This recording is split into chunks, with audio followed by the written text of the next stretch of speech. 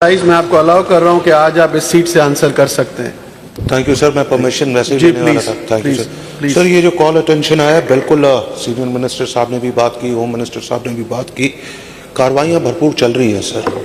जाहिर बात है, ये जो जिस औरत को पकड़ा गया, पिंकी नामी औरत को, इसने तो काफ़ी चीज़ें बोली है। मंसूर अली खान ने अपने पॉडकास्ट में भी बोला है कि वो पंजाब से कैसे पैसे देकर छुटकर आ गई और पुलिस वालों को।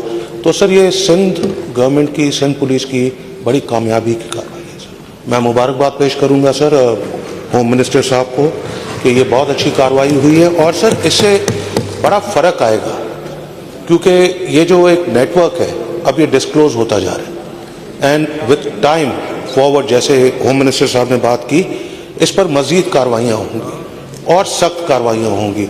और एक्साइज भी अपना काम उसी तरीके से कर रही है। अगर आप देखें, पिछले महीने में एक बहुत बड़ा केस हमने किया जिसमें 5000 फॉरेन लिकर की बॉटल्स एंड 700 kg आइस, जिसकी मालियत अरबों रुपए की होती है सर। तो ये नहीं है कि सब इदारे सो रहे, सब इदारे अपनी अपनी जगह पर इक्वली काम कर रहे हैं। मगर जैसे सीनियर मिनिस्टर साहब ने बोला, ये खाली मेरा फ़र्ज़ नहीं, इनका फ़र्ज़ नहीं, ये हम सब का फ़र्ज़ है।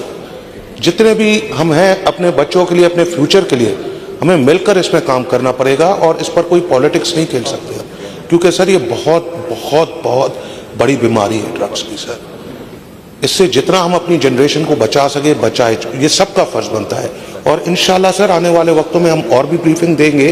जैसे मैडम फरियाल तालपुर साहिबा ने स्टैंडिंग कमेटी होम में जो इंस्ट्रक्शंस दिए थे, एंड होपफुली उसका नेक्स्ट वीक में फॉलो अप भी है, तो इंशाल्लाह तब तक और कार्रवाइयाँ होंगी और तेज़ी होगी सर। Thank you.